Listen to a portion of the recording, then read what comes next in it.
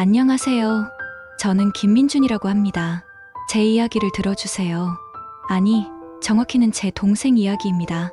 그리고 그 동생 때문에 산산조각 난 우리 가족 이야기입니다. 프롤로그, 그날 밤의 전화. 새벽 3시. 잠결에 울린 전화벨 소리에 눈을 떴습니다. 화면에 뜬 이름은 동생 민수. 형이 아니면 안 돼. 제발 좀 도와줘. 목소리가 떨리고 있었습니다. 아니, 울고 있었어요. 35살 성인 남자가 형한테 전화해서 흐느끼고 있었습니다. 무슨 일이야? 어디야 지금? 형, 나 죽을 것 같아. 진짜로. 그 말에 저는 이불을 박차고 일어났습니다. 옆에서 자던 아내가 뭐냐고 물었지만 대답할 겨를도 없었어요. 주소 보내. 지금 간다. 전화를 끊자마자 옷을 주워 입고 현관문을 박차고 나갔습니다. 동생이 보내온 주소는 강 건너편 낯선 동네였습니다. 내비게이션을 켜고 악셀을 밟는데 심장이 미친 듯이 뛰었어요. 제발 아무 일도 없기를. 하지만 제 예감은 틀린 적이 없었습니다. 민수는 저보다 4살 어린 동생입니다. 어릴 적 민수는 제법 똑똑한 아이였어요. 공부도 잘했고 운동도 곧잘했습니다. 부모님은 늘 민수 자랑을 입에 달고 사셨죠. 우리 막내는 달라. 나중에 크면 대단한 사람 될 거야. 저는 그저 평범했습니다. 성적도 중간, 외모도 중간, 성격도 중간. 부모님 입에서 제 칭찬이 나오는 날은 1년에 한두 번이었어요. 그것도 민준이는 착하긴 해 정도였죠. 질투했냐고요? 솔직히 말하면 했습니다. 어린 시절엔 분명히 했어요. 하지만 동시에 저는 동생을 정말 사랑했습니다. 민수가 학교에서 돌아오면 제 용돈으로 군것질을 사줬고, 누가 민수를 괴롭히면 제가 나서서 해결했습니다. 형이 있으니까 걱정 마. 그게 제 역할이었으니까요. 민수가 변하기 시작한 건 대학교 2학년 때였습니다. 술자리가 잦아졌고 집에 들어오는 시간이 점점 늦어졌어요. 학점은 바닥을 치기 시작했습니다. 부모님은 젊을 때 좀 놀아야지 하며 대수롭지 않게 넘겼어요. 하지만 저는 알았습니다. 민수의 눈빛이 예전과 달라졌다는 걸. 어느 날 민수가 제게 돈을 빌려달라고 했습니다. 형, 50만 원만. 다음 달에 꼭 갚을게. 무슨 돈이 필요한데? 친구들이랑 여행 가려고. 형도 알잖아. 대학 땐 추억 만들어야 한다고. 저는 의심 없이 돈을 줬습니다. 그게 시작이었어요. 다음 달에 민수는 돈을 갚지 않았습니다. 대신 또 다른 부탁을 했죠. 형, 이번엔 100만 원만. 야, 지난번 돈은? 그게 미안해. 다음에 한꺼번에 줄게. 그렇게 1년이 흘렀고 민수가 제게 빌려간 돈은 어느새 500만 원이 넘어 있었습니다. 민수는 대학을 6년 만에 겨우 졸업했습니다. 취업은 안 됐어요. 아니, 정확히는 취업할 생각이 없었습니다. 형, 나 사업 하나 해볼까 해. 무슨 사업? 온라인 쇼핑몰. 요즘 대박이잖아. 저는 말렸어야 했습니다. 하지만 그때 저는 민수에게 마지막 기회를 주고 싶었어요. 어쩌면 이게 동생의 전환점이 될지도 몰라. 부모님도 적극 찬성하셨습니다. 아버지는 퇴직금 중 일부를 민수에게 주셨어요. 아들아, 이걸로 멋지게 성공해라. 2천만 원. 민수는 그 돈으로 사무실을 얻고 직원 2명을 고용했습니다. 처음 3개월은 괜찮았어요. 매출도 조금씩 올랐고 민수는 의욕에 차 있었습니다. 하지만 6개월이 지나자 상황이 달라졌습니다. 재고가 쌓이기 시작했고 직원들 월급이 밀렸어요. 민수는 점점 초췌해졌습니다. 형, 조금만 더 버티면 될 것 같아. 투자금만 좀 더 있으면. 민수야, 그만두는 게 어때? 취업을 다시 알아보든가. 안 돼. 이제 곧 턴어라운드 될 거야. 그 말을 끝으로 민수는 제 연락을 피하기 시작했습니다. 사업은 결국 망했습니다. 직원들에게 밀린 월급을 주지 못해 고용노동부에 신고까지 당했어요. 민수가 떠안은 빚은 1억 원, 부모님의 2천만 원, 제게 빌린 500만 원, 은행 대출 3천만 원, 그리고 형, 나 사채 썼어. 뭐? 친구 소개로 급하게 돈이 필요해서. 4천만 원. 머리가 하얗게 변하는 기분이었습니다. 이자가 얼마야? 월 5푼, 월 5푼. 그러니까 한 달에 200만 원씩 이자가 붙는다는 얘기였습니다. 미쳤구나, 진짜. 저는 동생의 멱살을 잡았습니다. 그리고 처음으로 동생을 때렸어요. 민수는 맞으면서도 아무 말도 하지 않았습니다. 그저 고개를 떨궜을 뿐이었죠. 사채업자의 첫 번째 전화는 예상보다 빨리 왔습니다. 민수가 이자를 한 달 연체하자 그들은 움직이기 시작했어요. 김민수 씨 맞습니까? 약속 지키셔야죠. 목소리는 차갑고 정중했습니다. 하지만 그 속에 담긴 위협은 누구나 느낄 수 있었어요. 민수는 집에 숨어 지냈습니다. 전화는 오지 않았지만 대신 다른 것들이 시작됐어요. 현관문 앞에 붙은 붉은 스티커, 채무자 김민수, 연락 바람. 어머니가 그걸 보고 기절초풍하셨습니다. 민수야, 이게 대체 무슨 일이야? 엄마, 미안해. 조금만 시간을 주면. 하지만 그들은 시간을 주지 않았습니다. 그들은 곧 우리 집 주소를 알아냈습니다. 아버지 회사로도 전화가 갔어요. 김영철 씨 맞으십니까? 아드님이 저희 돈을 안 갚으시네요.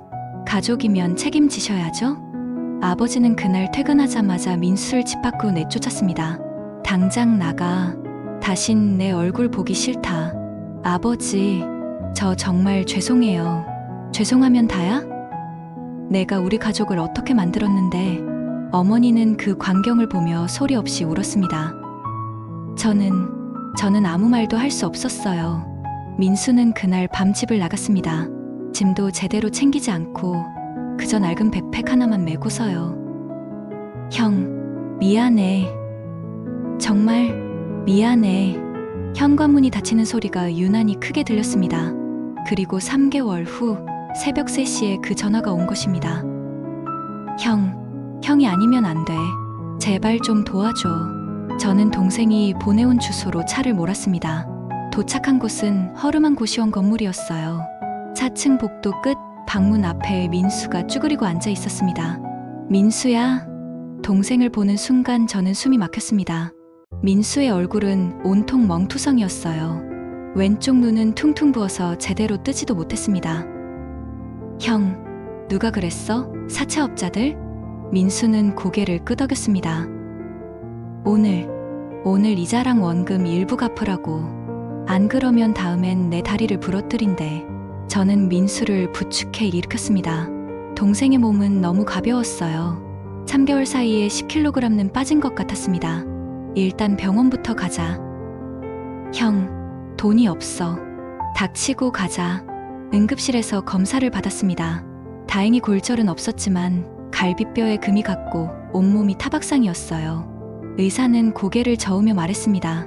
이 정도면 신고하셔야 합니다. 명백한 폭행이에요. 하지만 민수는 완강히 거부했습니다. 안 돼요. 신고하면 우리 가족들이 위험해져요. 병원에서 나와 저는 민수를 24시간 찜질방으로 데려갔습니다. 그리고 물었어요. 정확히 얼마야? 지금 남은 빚이 원금이랑 이자 합쳐서 8천만 원. 8천만 원? 형, 미안해. 진짜 미안해. 민수는 또 울기 시작했습니다. 저는 담배를 한 대 꺼내 물었어요. 원래 금연 중이었지만 그날은 어쩔 수 없었습니다. 선택지는 2가지였습니다. 하나, 경찰에 신고하고 법적으로 해결한다. 하지만 그러면 사채업자들이 어떻게 나올지 알 수 없었어요. 그들은 이미 우리 집 주소를 알고 있었습니다. 둘, 제가 돈을 마련해서 갚는다. 8천만 원. 제 전 재산을 긁어 모아도 5천만 원이 고작이었어요. 아내 몰래 마련할 수 있는 돈은요. 나머지 3천만 원은. 저는 담배를 끄고 민수를 똑바로 쳐다봤습니다. 민수야. 응, 내가 이번 한 번만 도와줄게. 딱 한 번만이야. 형, 대신 조건이 있어. 저는 주머니에서 종이 한 장을 꺼냈습니다. 미리 작성해온 차용증이었어요. 이거 쓰고 매달 50만 원씩 나한테 갚아. 못 갚으면 법적 조치 들어가는 거야. 형제고 뭐고 없어. 민수의 눈에서 눈물이 뚝뚝 떨어졌습니다. 그리고 당장 내일부터 알바든 뭐든 해서 돈 벌어. 하루 12시간이든 16시간이든 일해. 알겠어? 알겠어. 형. 마지막으로 저는 민수의 어깨를 잡았습니다. 엄마 아빠한테는 비밀이야. 절대로 말하지 마. 형이 도와줬다는 것도, 빚을 갚았다는 것도. 알았지? 민수는 고개를 끄덕였습니다. 8천만 원을 마련하는 건 생각보다 어려웠습니다. 제 적금을 깼고 주식을 전부 팔았어요. 그래도 부족했습니다. 결국 저는 아내에게 말해야 했습니다. 여보, 사실 내가 그날 밤 아내와 제대로 싸웠습니다. 당신 미쳤어? 그 돈이면 우리 아이 대학 등록금이잖아. 나도 알아. 하지만은 무슨 동생 평생 책임질 거야? 아내의 말이 맞았습니다. 저는 제 가정을 위협하면서까지 동생을 구해야 하는 걸까요? 하지만 저는 그냥 지나칠 수가 없었어요. 민수의 부은 얼굴, 떨리는 목소리, 그리고 형이 아니면 안 되라던 그 말이 계속 귓가에 맴돌았습니다. 결국 아내는 한숨을 쉬며 말했습니다. 이번이 마지막이야. 알았지? 응, 고마워. 저는 사채업자와 만났습니다. 약속 장소는 강남의 한 카페였어요. 생각보다 평범한 곳이었습니다. 그리고 사채업자도 생각보다 평범한 사람이었어요. 40대 중반쯤 되어 보이는 남자. 단정한 정장 차림에 부드러운 미소를 짓고 있었습니다.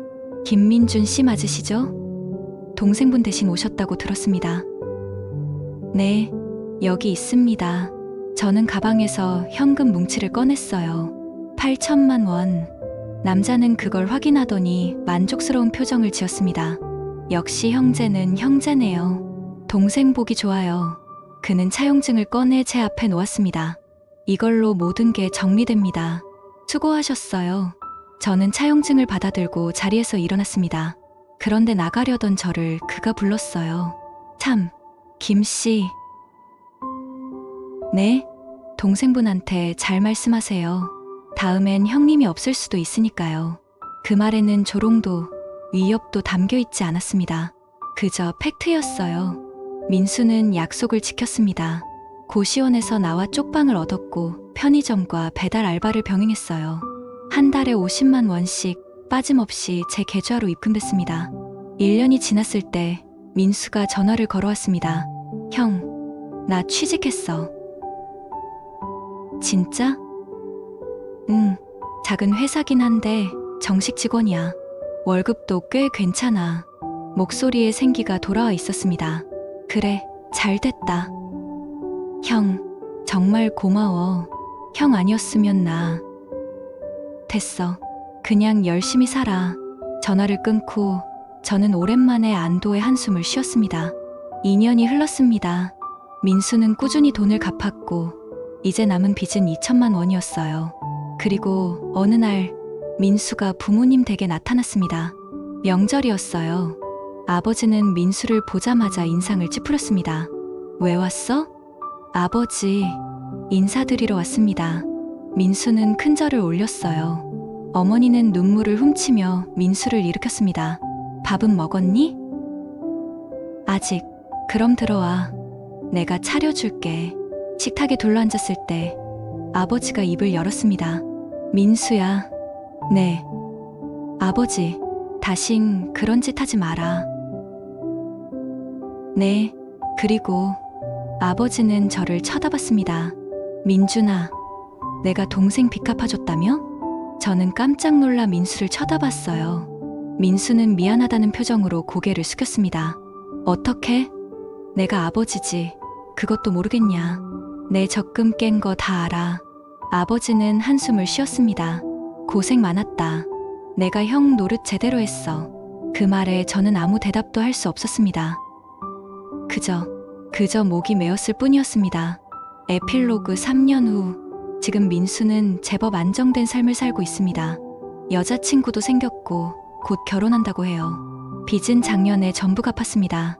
그날 민수가 마지막 50만 원을 제 통장에 입금하고 전화를 걸어왔어요. 형, 다 갚았어. 그래, 수고했다. 형, 내가 이제야 형한테 제대로 된 말을 할 수 있을 것 같아. 무슨? 고마워. 그리고 사랑해. 형, 전화를 끊고 저는 창밖을 바라보았습니다. 햇살이 따스했어요. 사람들은 묻습니다. 후회하지 않아요? 동생 때문에 집안이 망가질 뻔했잖아요. 솔직히 후회할 때도 있었습니다. 아내와 싸울 때, 아이 학원비가 부족할 때, 그리고 밤에 혼자 술을 마실 때, 내가 왜 이러고 사나. 하지만 동시에 저는 압니다. 만약 그때 제가 민수를 외면했다면 저는 평생 그 죄책감을 안고 살았을 거라는 걸. 가족이란 게 뭘까요? 피를 나눴다고 무조건 책임져야 하는 걸까요? 저는 여전히 잘 모르겠습니다. 다만 한 가지는 확실해요. 제가 민수를 구한 게 아니라 민수가 스스로 일어섰다는 것. 저는 그저 손을 잡아준 것 뿐이었습니다. 그리고 그게 형이 역할이었으니까요. 쿡이 이 이야기를 하면서 저는 많은 걸 생각했습니다. 가족의 의미, 책임의 범위, 그리고 용서에 대해서요. 정답은 없습니다. 어떤 사람은 제가 바보 같다고 하고 어떤 사람은 대단하다고 합니다. 저는 그저 제가 할 수 있는 걸 했을 뿐이에요. 여러분이라면 어떻게 하셨을까요? 댓글로 여러분의 생각을 들려주세요. 긴 이야기 들어주셔서 감사합니다.